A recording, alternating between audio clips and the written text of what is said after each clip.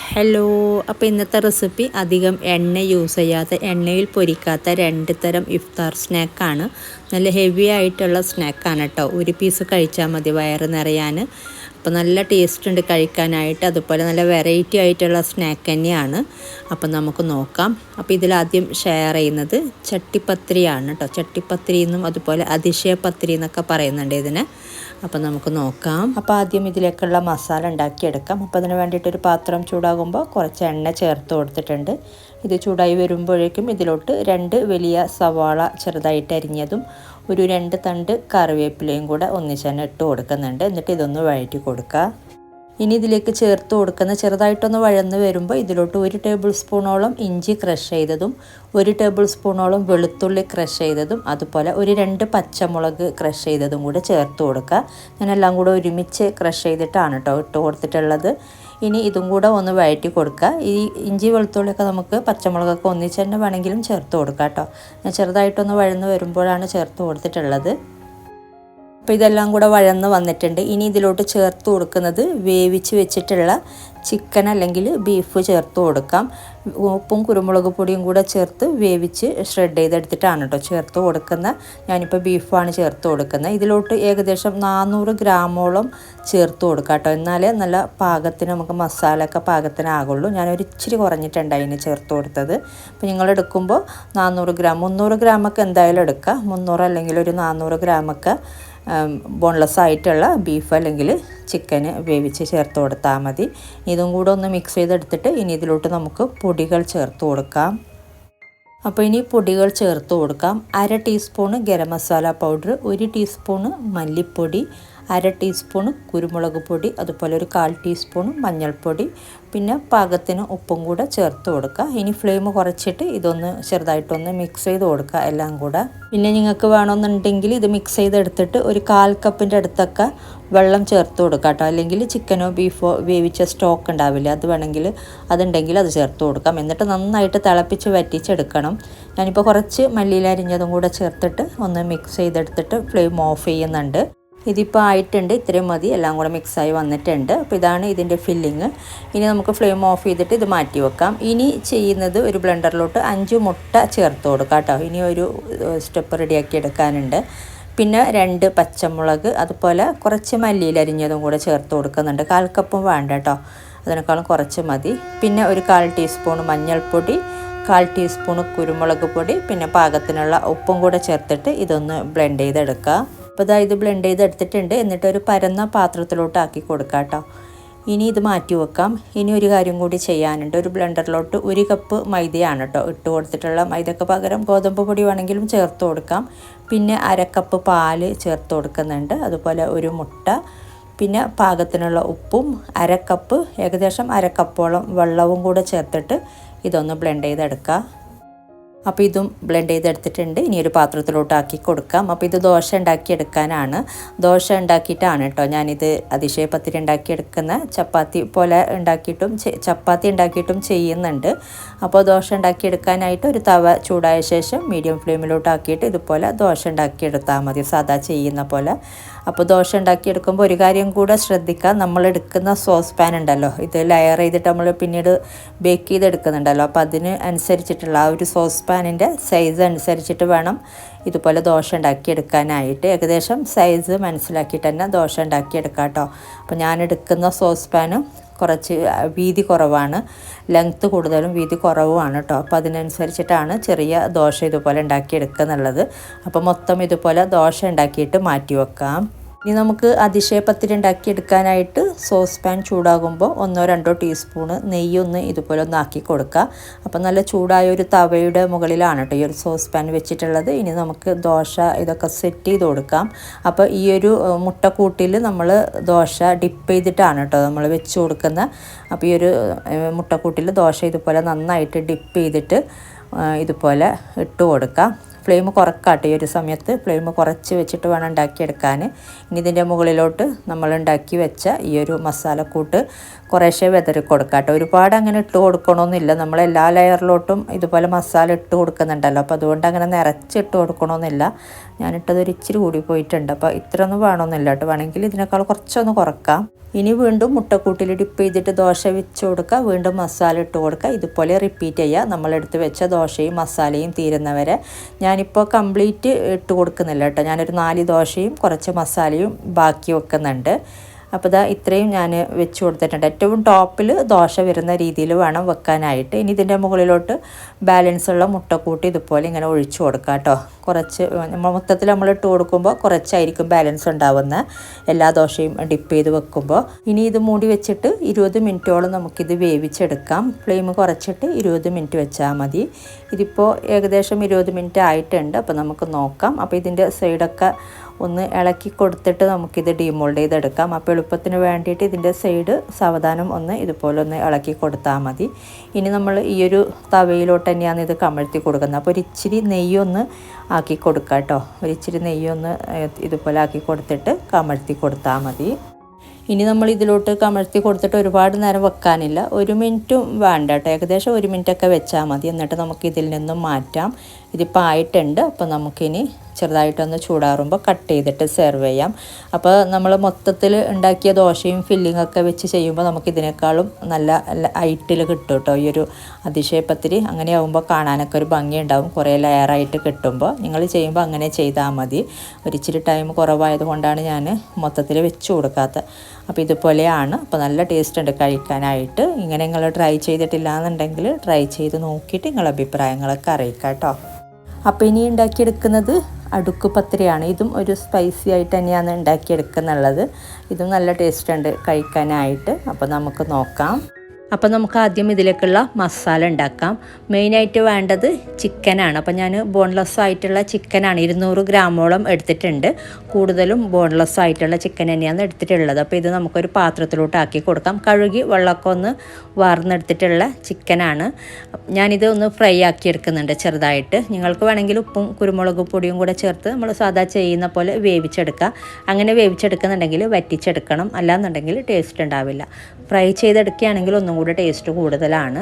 ഇനി ഇതിലോട്ട് 1/4 ടീസ്പൂണ് മുളക് പൊടി ചേർത്ത് കൊടുക്കുന്നുണ്ട്. അതുപോലെ 1/2 ടീസ്പൂണ് മല്ലിപ്പൊടിയും കൂടെ ചേർത്ത് കൊടുക്കുന്നുണ്ട്. പിന്നെ ഇതിലോട്ട് വേണ്ടത് മഞ്ഞൾപ്പൊടി ചേർത്ത് കൊടുക്കാം, ഒരു 1/4 ടീസ്പൂണ്. അതുപോലെ 1/4 ടീസ്പൂണ് നിറച്ച് ഗരം മസാല പൗഡറും കൂടെ ചേർത്ത് കൊടുക്കുന്നുണ്ട്.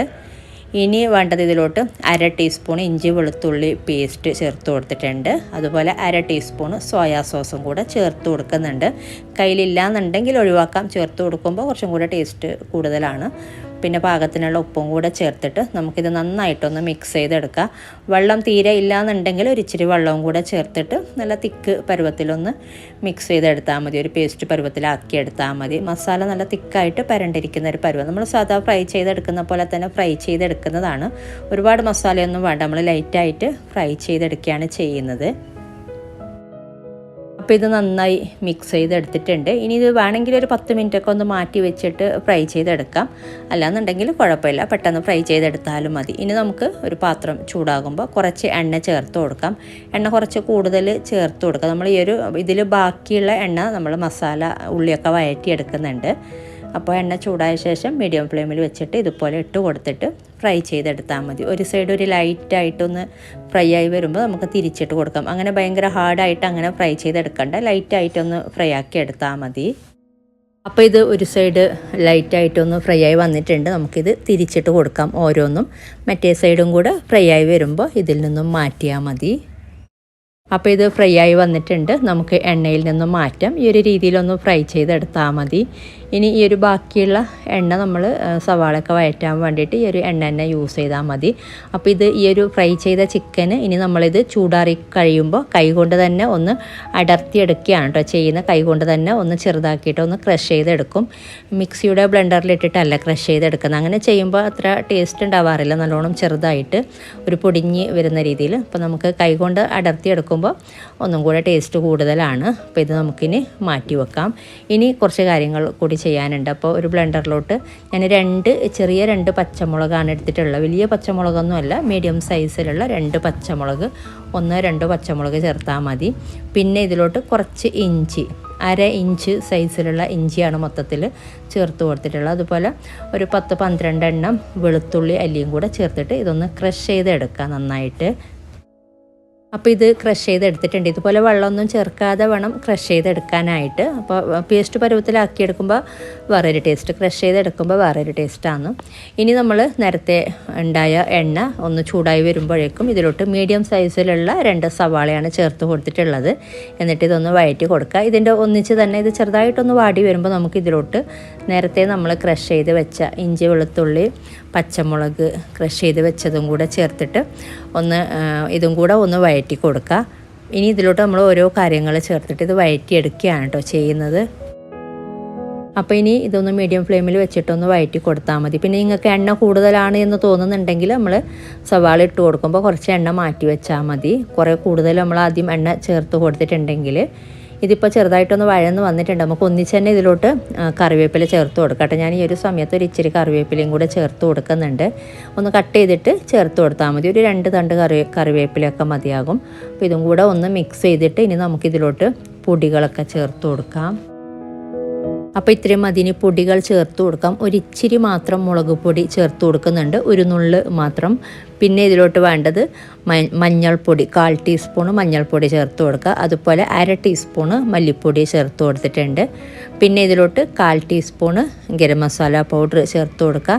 പിന്നെ ഒരിച്ചിരി കുരുമുളക് പൊടി, ഒരു 1/4 ടീസ്പൂണ് കുരുമുളക് പൊടിയും കൂടെ ചേർത്ത് കൊടുക്കുന്നുണ്ട്.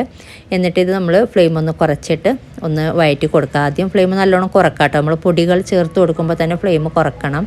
അപ്പോൾ ഇതിലോട്ട് മുളക് പൊടി അങ്ങനെ നമ്മൾ പച്ചമുളക് അതുപോലെ കുരുമുളക് പൊടിയൊക്കെയാണ് കൂടുതൽ ചേർക്കുന്നത്. അപ്പോൾ അതുകൊണ്ട് മുളക് പൊടി അങ്ങനെ ചേർത്ത് കൊടുക്കണ്ട, ഒരിച്ചിരി മാത്രം ചേർത്ത് കൊടുത്തതാണ്. ഇനി നമ്മൾ നേരത്തെ ഫ്രൈ ചെയ്ത് ഇതുപോലെ ക്രഷ് ചെയ്തെടുത്തിട്ടുള്ള ചിക്കൻ ചേർത്തിട്ട് നമുക്ക് നന്നായിട്ടൊന്ന് മിക്സ് ചെയ്തെടുക്കുക. ഈ ഒരു ചിക്കനിലോട്ട് മസാലയൊക്കെ പിടിക്കണം. ഒരു മീഡിയം ഫ്ലെയിമിൽ വെച്ചിട്ട് നന്നായിട്ടൊന്ന് ഇളക്കി കൊടുത്താൽ മതി. പിന്നെ ഉപ്പ് നോക്കിയിട്ട് ഉപ്പ് ചേർത്ത് കൊടുക്കുക. നമ്മൾ ചിക്കൻ ഫ്രൈ ചെയ്തെടുക്കുമ്പോൾ ഉപ്പ് ചേർത്തിട്ടുണ്ട്. ഈ ഒരു മസാലയിൽ ഇപ്പോൾ ഉപ്പ് ചേർത്തിട്ടില്ല. നോക്കിയിട്ട് പാകത്തിനുള്ള ഉപ്പും കൂടെ ചേർത്തിട്ട് നന്നായിട്ടൊന്ന് മീഡിയം ഫ്ലെയിമിൽ വെച്ചിട്ടൊന്ന് മിക്സ് ചെയ്ത് കൊടുക്കുക. കുറച്ച് നേരം ഒന്ന് വഴറ്റി കൊടുക്കുക. അപ്പോൾ ഈ ഒരു ചിക്കനും കൂടെ ഇങ്ങനെ വഴന്ന് വരുമ്പോൾ മസാലയൊക്കെ പിടിക്കുമ്പോൾ നല്ല പറഞ്ഞൊരു ടേസ്റ്റാണ്. അപ്പോൾ ഇതുപോലെ ചെയ്തെടുത്താൽ മതി. അപ്പോൾ നമ്മുടെ മസാല ഏകദേശം റെഡി ആയിട്ടുണ്ട്. ഇനി ഇതിലോട്ട് കുറച്ച് മല്ലിയില അരിഞ്ഞതും കൂടെ ചേർത്ത് കൊടുക്കുന്നുണ്ട്, ഏകദേശം ഒരു 1/4 കപ്പിൻ്റെ അടുത്ത്. എന്നിട്ടൊന്ന് മിക്സ് ചെയ്തിട്ട് നമുക്ക് ഫ്ലെയിം ഓഫ് ചെയ്യാം. അപ്പോൾ ഈ ഒരു രീതിയിൽ മസാല ഉണ്ടാക്കിയെടുക്കുമ്പോൾ നമ്മൾ നോർമലി ഉണ്ടാക്കുന്നതിൽ നിന്നും നല്ല ഡിഫറെൻ്റാണിത്. അപ്പോൾ ഈ ഒരു രീതിയിൽ ചെയ്യാത്തവർ ട്രൈ ചെയ്ത് നോക്കാം. നമുക്ക് എല്ലാത്തിനും യൂസ് ചെയ്യാം. ഈ ഒരു രീതിയിലുള്ള മസാലയും എല്ലാ സ്നാക്കിനും യൂസ് ചെയ്യാം കേട്ടോ. ഇതുപോലെ തന്നെ ഉണ്ടാക്കിയെടുത്തിട്ട് ചിക്കനാണ് നമ്മൾ ഇതിൽ കൂടുതൽ ചേർക്കുന്നത്. വേണമെങ്കിൽ നിങ്ങൾക്ക് ചിക്കൻ്റെ അളവ് കുറച്ചിട്ട് വെജിറ്റബിൾസ് ചേർത്ത് കൊടുക്കാം. അതുപോലെ ചിക്കൻ വേണ്ടാന്നുണ്ടെങ്കിലും വെജിറ്റബിൾസ് ചേർത്തിട്ടും ചെയ്യാം. ക്യാപ്സിക്കം, ക്യാബേജും ഒക്കെ ടേസ്റ്റിൻ്റെ കാര്യത്തിൽ മാറ്റം ഉണ്ടാവും. അപ്പോൾ നമ്മുടെ മസാല ഇപ്പോൾ റെഡി ആയിട്ടുണ്ട്. ഇനി നമുക്ക് ഫ്ലെയിം ഓഫ് ചെയ്തിട്ട് ഇത് മാറ്റി വെക്കാം. ഇനി വേണ്ടത് ഇതിലേക്കുള്ള നമ്മൾ മാവ് റെഡിയാക്കണം, ദോശ ഉണ്ടാക്കിയെടുക്കാനായിട്ട്. അപ്പോൾ നമുക്ക് ഈ ഒരു മസാല മാറ്റി വെക്കാം. അപ്പോൾ ഇനി നമുക്ക് ദോശ ഉണ്ടാക്കിയെടുക്കാനായിട്ട് മാവിന് വേണ്ടിയിട്ട് 1 കപ്പ് മൈദയാണ് ഒരു ബ്ലെൻഡറിലോട്ട് ഇട്ട് കൊടുത്തിട്ടുള്ളത്. 1 കപ്പ് മൈദ ചേർത്ത് കൊടുത്തിട്ടുണ്ട്. പിന്നെ 3 മുട്ടയും കൂടെ ചേർത്ത് കൊടുക്കുന്നുണ്ട്. ഇനി വേണ്ടത് ഇതിലോട്ട് 1/2 കപ്പ് പാൽ, സാധാ പശുവിൻ പാലാണ്, 1/2 കപ്പ് നിറച്ച് ചേർത്ത് കൊടുത്തിട്ടുണ്ട്. ഇനി പാകത്തിനുള്ള ഉപ്പും കൂടെ ചേർത്തിട്ട് നമുക്കിതൊന്ന് ബ്ലെൻഡ് ചെയ്തെടുക്കാം. അപ്പോൾ ഇത് ബ്ലെൻഡ് ചെയ്തെടുത്തിട്ടുണ്ട്. അപ്പോൾ നമുക്കിതൊരു പാത്രത്തിലോട്ട് ആക്കി കൊടുക്കാം. നല്ല പാകത്തിനുള്ള പരുവം തന്നെയാണ്. ഞാൻ പറഞ്ഞ രീതിയിൽ ചെയ്തെടുക്കുമ്പോൾ നമുക്ക് മാവിൻ്റെ പരുവൊക്കെ പാകത്തിനായിക്കോളും. പിന്നെ നല്ലോണം തിക്കാണെന്ന് തോന്നുന്നുണ്ടെങ്കിൽ മാത്രം 1 ടേബിൾ സ്പൂണൊക്കെ വെള്ളം അല്ലെങ്കിൽ പാലൊക്കെ ചേർത്ത് കൊടുത്താൽ മതി. ഇതിപ്പോൾ നല്ല പാകത്തിന് തന്നെ ആയിട്ടുണ്ട്. അപ്പോൾ ഈ ഒരു രീതിയിലാണ് മാവ് റെഡിയാക്കി എടുക്കേണ്ടത്. പിന്നെ നമുക്കിത് ദോശ ഉണ്ടാക്കിയെടുക്കാം ഫില്ലിങ്ങൊക്കെ വെച്ചിട്ട്.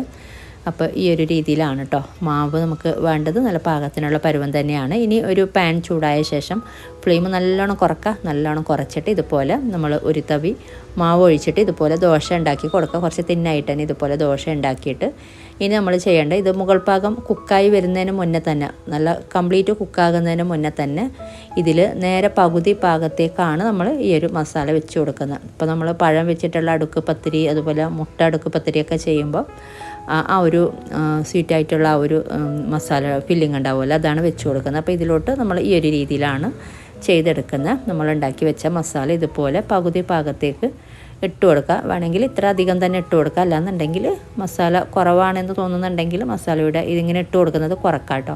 ഇനി നമ്മൾ ചെയ്യേണ്ടത് ഇതുപോലെ ഒന്ന് മടക്കി കൊടുക്കുക. നല്ലോണം കുക്കാകുന്നതിന് മുന്നേ തന്നെ വേണം നമ്മൾ മടക്കി കൊടുക്കാനായിട്ടല്ലാന്നുണ്ടെങ്കിൽ പൊട്ടിപ്പോകും ആ ഒരു പാകമൊക്കെ. ഇനി ഇതിൻ്റെ മുകൾ ഭാഗത്തേക്ക് മാവ് ഇതുപോലെ നമ്മൾ ഇട്ട് കൊടുത്തിട്ട് മുകൾ ഭാഗത്തേക്ക് തന്നെ തുടങ്ങാം കേട്ടോ മാവ് ഇട്ട് കൊടുക്കാനായിട്ട്, ആ ഒരു കാൽഭാഗത്തേക്ക്. എന്നിട്ട് ഇതുപോലെ എല്ലായിടത്തേക്കും ആക്കി കൊടുത്താൽ മതി, കുറച്ച് തിന്നായിട്ട് തന്നെ. ഇനി ഈ ഒരു ഭാഗം കൂടി നമ്മൾ നല്ലോണം കുക്കാകുന്നതിന് മുന്നേ തന്നെ മസാല ഇട്ട് കൊടുക്കുക. അപ്പോൾ ഈ മറ്റേ ഭാഗത്തേക്കൊക്കെ ഇതുപോലെ കുറച്ച് ഞാൻ മാവ് ഇങ്ങനെ ഇട്ട് കൊടുക്കുന്നുണ്ട്, ആ ഒരു ഭാഗമൊക്കെ ഒന്ന് ഒട്ടിക്കിട്ടാൻ വേണ്ടിയിട്ട്. ഇനി നേരത്തെ പറഞ്ഞ പോലെ കുക്കാകുന്നതിന് മുന്നേ ഇതുപോലെ ഈ ഒരു പകുതി ഭാഗത്തേക്ക് ഫില്ലിങ് വെച്ച് കൊടുക്കുക. ഇനി ഈ ഒരു ഫില്ലിങ് വെച്ച് കൊടുത്തിട്ട് ഇനി നമ്മൾ ചെയ്യുന്നത് മറ്റേ അറ്റത്തുനിന്ന് ഇങ്ങോട്ടേക്ക് മടക്കി കൊടുക്കുകയാണ് കേട്ടോ ചെയ്യുന്നത്. അപ്പോൾ ഇത്രയും മതി. ഇനി നമ്മൾ നേരത്തെ പറഞ്ഞ പോലെ മറ്റേ അറ്റത്തുനിന്ന് ഇങ്ങോട്ടേക്ക് മടക്കി കൊടുക്കുക. ഫില്ലിങ് നമ്മളിപ്പോൾ ഇട്ട് കൊടുത്ത ഭാഗമല്ല, മറ്റേ ഭാഗം ഇതുപോലെ മടക്കി കൊടുക്കുക. അപ്പോൾ ബാക്കി ഭാഗം അവിടെ കാലിയായില്ലേ, അപ്പോൾ ആ ഒരു ഭാഗത്തേക്ക് വീണ്ടും നമ്മൾ നേരത്തെ ചെയ്ത പോലെ മാവിട്ട് കൊടുക്കുക. നമ്മൾ ഇതുപോലെ മടക്കി കൊടുത്തിട്ടൊന്ന് പ്രസ് ചെയ്ത് കൊടുക്കുക കേട്ടോ ഈ ഒരു മടക്കി കൊടുക്കുന്ന സമയത്ത് തന്നെ. എന്നിട്ട് ഇതുപോലെ നമ്മൾ മാവ് ഇങ്ങനെ ദോശയുടെ മുകൾ ഭാഗത്തേക്ക് ഇട്ട് കൊടുത്തിട്ട് തന്നെ ബാക്കി ഇതുപോലെ ചെയ്തെടുക്കുക. ഈ ഒരു രീതിയിൽ കണ്ടിന്യൂ റിപ്പീറ്റ് ചെയ്താൽ മതി. നമ്മുടെ കയ്യിലുള്ള മാവും അതുപോലെ മസാലയും ഒക്കെ തീരുന്നവരെ ഇതുപോലെ ഒന്ന് റിപ്പീറ്റ് ചെയ്യുക കേട്ടോ. ഈ ഒരു രീതിയിൽ ഇതുപോലെയാണ് ചെയ്തെടുക്കേണ്ടത്. നമ്മൾ ഓരോ ദോശ ഉണ്ടാക്കുമ്പോഴും ഇതുപോലെ മസാല വെച്ച് കൊടുക്കുമ്പോഴും ഒക്കെ ഫ്ലെയിം ഏറ്റവും ലോ ഫ്ലെയിമിൽ തന്നെ വേണം ഉണ്ടാക്കിയെടുക്കാനായിട്ട്, ഫ്ലെയിം കൂട്ടരുത്. എന്നിട്ട് നമ്മൾ ഇട്ട് കൊടുത്ത ദോശയൊക്കെ നല്ലോണം കുക്കാകുന്നതിന്, നമ്മൾ ചുട്ടെടുത്ത ദോശ കുക്കാകുന്നതിന് മുന്നേ തന്നെ, ഓവറായിട്ട് കുക്കാകുന്നതിന് മുന്നേ തന്നെ മസാല ഇതുപോലെ ഇട്ട് കൊടുത്തിട്ട് നേരത്തെ കാണിച്ച പോലെ റിപ്പീറ്റ് ചെയ്താൽ മതി. അപ്പോൾ നമ്മുടെ മാവ് മൊത്തം തീർന്നു, കുറച്ച് മാത്രം ബാക്കി വെച്ചിട്ടുണ്ട് സൈഡൊക്കെ ഒന്ന് ഫില്ല് ചെയ്ത് കൊടുക്കാൻ വേണ്ടിയിട്ട്. അതുപോലെ മസാലയും പാകത്തിന് തന്നെ ആയിട്ടുണ്ട്, മസാലയും ബാലൻസ് ഒന്നും വന്നിട്ടൊന്നുമില്ല. അപ്പോൾ ഞാൻ മസാല കുറച്ച് നല്ല കൂടുതൽ തന്നെ ഇട്ട് കൊടുത്തിട്ടുണ്ട്, അങ്ങനെ ഒരുപാടൊന്നുമല്ല. എന്നാലും നല്ലോണം കട്ടിക്ക് ഇട്ട് കൊടുത്താൽ നമുക്ക് മടക്കി എടുക്കുമ്പോഴൊക്കെ ആ ഒരു ഫില്ലിങ്ങൊക്കെ നല്ലോണം ഇങ്ങനെ എന്താ പറയുക അതന്നെ കൂടുതലായിപ്പോകും. അപ്പോൾ ഈ ഒരു രീതിയിൽ തന്നെ കുറച്ച് ഇങ്ങനെ ഒരു തിൻ ലെയറായിട്ട് തന്നെ ഇട്ട് കൊടുത്താൽ മതി. ഇനി നമ്മൾ അവസാനം ഇതുപോലെ അവസാനം നമ്മൾ ആ ഒരു പാകം മടക്കി കൊടുക്കുകയാണ് ചെയ്യുന്നത് നേരത്തെ ചെയ്ത പോലെ. അപ്പോൾ ഫില്ലിങ്ങും അതുപോലെ ദോശയും ഒക്കെ കംപ്ലീറ്റ് ആയിട്ടുണ്ട്. അപ്പോൾ നമ്മൾ ഏറ്റവും ആദ്യം ഇട്ട് കൊടുത്ത ദോശ കുറച്ച് നല്ല വലിയ ദോശ തന്നെ ആക്കി കൊടുക്കട്ടെ. ഇതിപ്പോൾ കുറച്ചൊന്ന് സൈസ് കുറഞ്ഞിട്ടുണ്ട്, എന്നാലും കുഴപ്പമില്ല. നമുക്ക് പിന്നെ ഇതിൻ്റെ ഈ ഒരു അറ്റമൊക്കെ ഒന്ന് ഒട്ടിച്ച് കൊടുക്കാം. മറ്റേ മൈദമാവനെ നേരത്തെ ദോശമാവനെ ബാലൻസ് വെച്ചത്. അപ്പോൾ ഇതുപോലെ ഒന്ന് പ്രസ് ചെയ്ത് കൊടുത്തിട്ട് ഇനി നമ്മൾ ബാലൻസ് ഉള്ള ദോശമാവ് കുറച്ച് ബാക്കി വെച്ചിട്ടുണ്ട്, ഇതിലോട്ടൊക്കെ ഒന്ന് ആദ്യം ഇട്ട് കൊടുക്കുക. നമ്മളിത് തിരിച്ചിട്ടൊക്കെ കൊടുക്കുമ്പോൾ അത് കുക്കായിക്കോളും. അപ്പോൾ ഇത് ഒട്ടിപ്പിടിക്കാൻ വേണ്ടിയിട്ടാണ് ഇങ്ങനെ ചെയ്തെടുക്കുന്നത്. ഇനി മൊത്തം ലെയർ ഉണ്ടല്ലോ, ആ ഒരു ലെയറൊക്കെ ഒന്ന് കംപ്ലീറ്റ് കവർ ചെയ്യാൻ വേണ്ടിയിട്ട് നമ്മൾ മാവൊക്കെ ഒന്ന് ഇട്ട് കൊടുക്കുന്നുണ്ട്. അപ്പോൾ എൻ്റെ കയ്യിൽ മാവ് ഇപ്പോൾ കുറച്ചൊന്ന് കുറഞ്ഞിട്ടുണ്ട്, കുറച്ച് ഈ ഒരു സൈഡൊക്കെ കൂടുതൽ തന്നെ മാവ് ഇട്ട് കൊടുക്കുക. അപ്പോഴാണ് കറക്റ്റ് ആ ഒരു പാകമൊക്കെ മൊത്തത്തിൽ ഫില്ലിംഗ് ഒന്നും പുറത്ത് വരാത്ത രീതിയിൽ കവറായി കിട്ടുന്നത്. അപ്പോൾ ഇതിപ്പോൾ കുഴപ്പമില്ല, അഡ്ജസ്റ്റ് ചെയ്യാം. മാവ് ഒരു ഇച്ചിരി കുറവുണ്ട്, എന്നാലും കുഴപ്പമില്ല. ഇനി നമ്മൾ ഒന്ന് തിരിച്ചിട്ട് കൊടുക്കുന്നുണ്ട്, മറ്റേ ഭാഗത്തേക്കൊന്ന് ആക്കി കൊടുക്കുന്നുണ്ട്. അല്ലാന്നുണ്ടെങ്കിൽ ഒരു സൈഡ് തന്നെ ഓവറായി പോകും. അപ്പോൾ രണ്ട് സൈഡും നമ്മൾ തിരിച്ചും മറിച്ചും ഇനി നന്നായിട്ടൊന്ന് കളറൊക്കെ ഒരു ലൈറ്റ് ബ്രൗൺ കളർ ആകുന്നവരെ ഒന്ന് ഇതുപോലെ തിരിച്ചും മറിച്ചും ഇട്ട് വീണ്ടും നമ്മൾ കുക്ക് ചെയ്തെടുക്കുന്നുണ്ട്. അപ്പോൾ കുറച്ച് നെയ്യ് ചേർത്ത് കൊടുക്കാം കേട്ടോ. അപ്പോൾ ഒരു ഇച്ചിരി നെയ്യും കൂടെ ഞാൻ ചേർത്ത് കൊടുക്കുന്നുണ്ട്. അപ്പോൾ നെയ്യിലും കൂടെ നമ്മൾ ഇതുപോലെ ചെയ്തെടുക്കുമ്പോൾ ഒന്ന് തിരിച്ചും മറിച്ചും ഇട്ട് കുക്ക് ചെയ്തെടുക്കുമ്പോൾ നല്ല കളറൊക്കെ ഒന്ന് ചേഞ്ചായി വരും. അപ്പോൾ ഒരു ഇച്ചിരി നെയ്യ് ചേർത്ത് കൊടുക്കാം.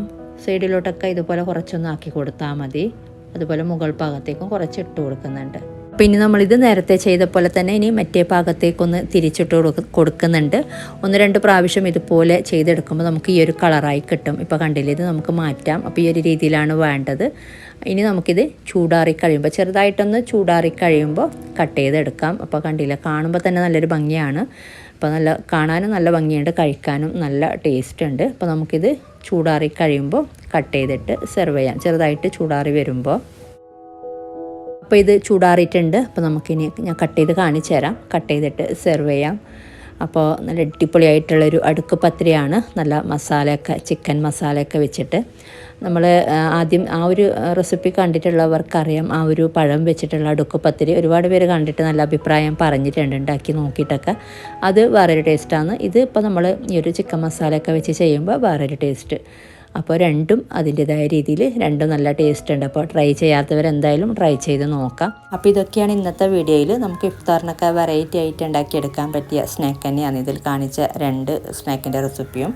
അപ്പോൾ വീഡിയോ ഇഷ്ടമാവുകയാണെങ്കിൽ ലൈക്ക് ചെയ്യാനും കമൻറ്റ് ചെയ്യാനും മറ്റുള്ളവരിലേക്ക് ഷെയർ ചെയ്യാനും മറക്കരുത്.